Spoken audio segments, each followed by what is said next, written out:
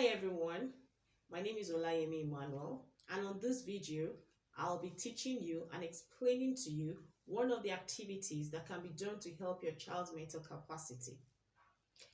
Of recent, I have put up so many posts about my daughters, how I've been able to build their self-esteem and confidence, that they can speak eloquently and they are able to be best of themselves.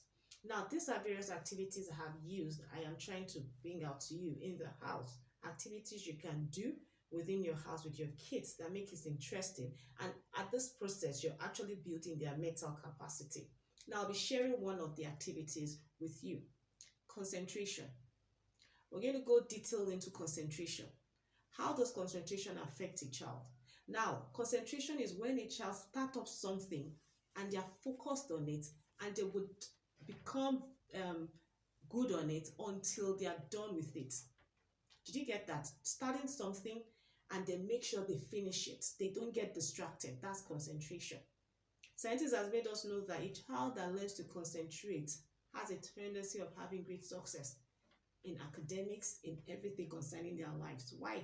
Because they've been taught to start up something and they're able to finish it up and not being distracted. All right. Now, concentration also helps tame some habits of kids. We know kids can be restless. Yes, kids can actually be restless. One of the ways I help to tame my kids' restlessness is to help them start doing something that builds their concentration. All right. Now, one of the things you need to know about concentration is that it helps them face tasks and finish it. It helps them face tasks and finish it.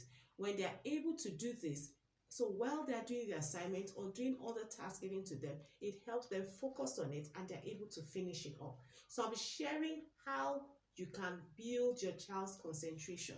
Number one, you need to help them break tasks into smaller sizes.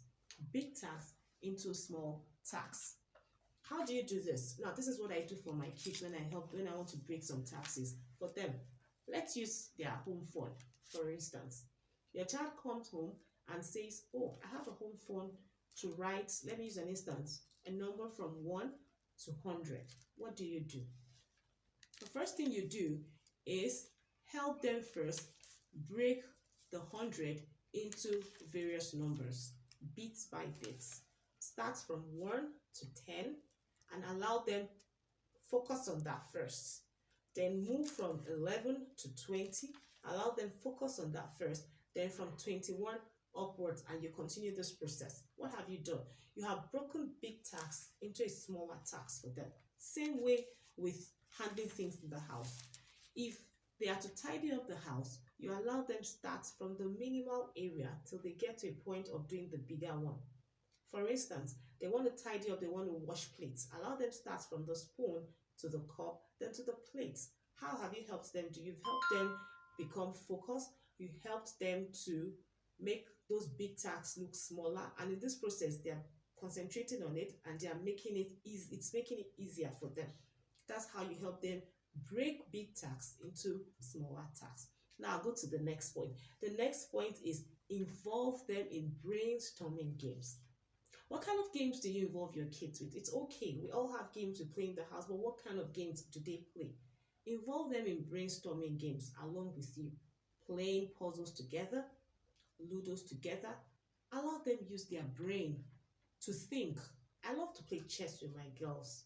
Why? It helps them think. After explaining to them, they need to know what do they need to do, how did they carry the coin, and every other thing like that. This is a storming brain games you can do with them. It helps them think. Then while they're thinking, they are concentrating. They will never get distracted. Play those games along with them. You're building their self-esteem, basically building their concentration. Now, the third point is let them have enough sleep.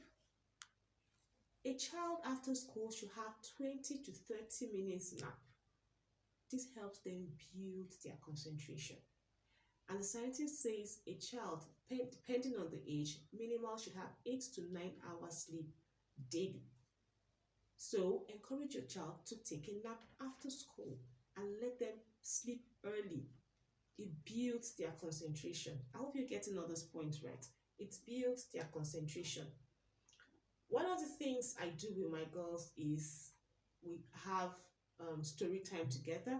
Then they now go to bed. It encourages sleeping, like reading story books to them, relating with them, and they know, oh, it's time to sleep. Let them have their sleep. A long time sleep helps a child's concentration.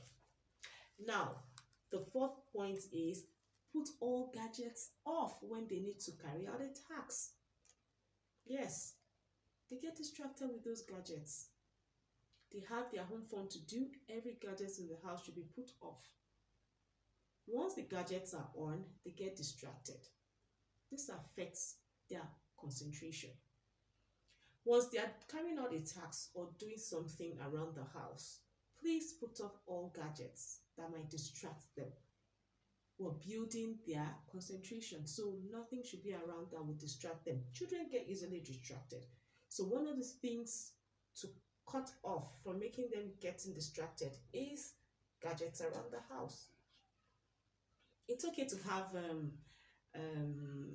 playing time and screen time, but when they have to carry out a particular activity or they are supposed to carry out some tasks, please put off all gadgets in the house. All right, that's another. So the next point is what? Minimize distractions, please. Sometimes I unconsciously distract my kids. I have to consciously go off from distracting them when they are focusing on a particular thing or doing some tasks. How do you avoid distraction? Not like you give them something to do and you're still the same person reaching out to them to do another thing. No. If you've told them to do a particular thing, like, oh, go and tidy up your room, you have to be conscious not to call them again for another activity or another task for them to do in the house. You must learn to cut off distraction from them, avoid it.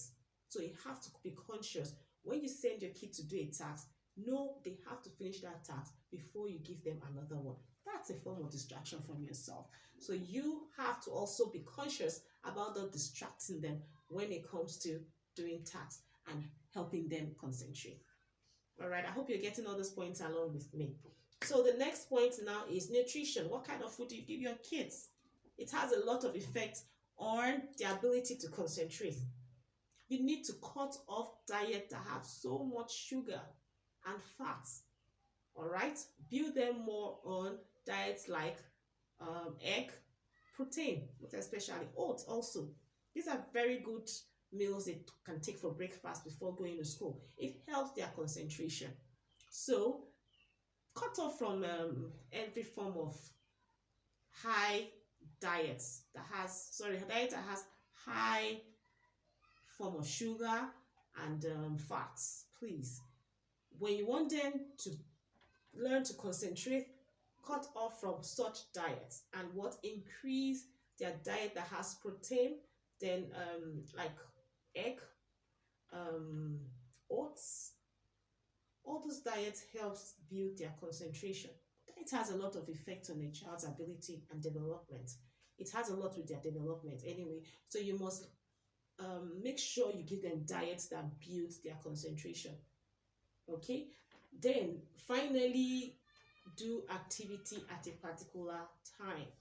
All right, any activity you're planning to do, you should structure it to be done at a particular time. It helps a child's concentration.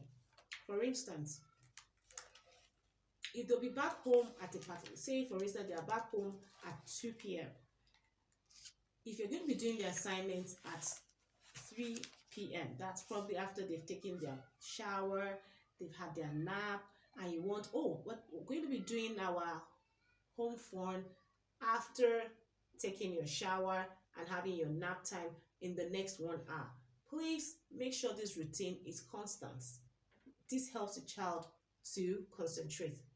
Oh, they know that once they are done with shower, they take their nap. When they wake up, it's home fun time. So they always know that's a routine. When you stick to such routine, or doing something at a particular time, this encourages them to concentrate. If you can do this, it helps a lot. Let that time be fixed for a particular thing. They know, oh, we do this at this time, we do this at this time. Consciously, they become very conscious of it. Anyway, they become conscious of it and they work with that time, and it helps their concentration. I hope you got all those points down. Now, these are things you can do within the house. You don't need any extra hand for this as a mother. Learn to build their concentration with these activities. It doesn't take more than 30 minutes daily to get involved with them. Concentration, don't forget, helps them to be focused on a particular thing and finish it up. While they are building these attitudes as they grow, it helps them become successful in what they plan to do. Because why? They become focused on it. They don't get distracted. Now, the last point I'm going to give you, like I always say, is building the right environment you want in the house for your kids. And that's the way you're building it. When you're doing this, it becomes a routine. And at this point, you're building them to concentrate. Build the environment of concentration in your house by all these points I have given to you. And as time goes on, it becomes a part of them and it grows with them. So people are amazed and saying, oh, she started this and she's able to finish it. Great. You weren't distracted. Why? Because you have created the environment for them in the house. So it has become a part of them. Concentration is one ability that helps a child build their mental capacity. And I hope you got all these points down. All right. Thank you so much for watching.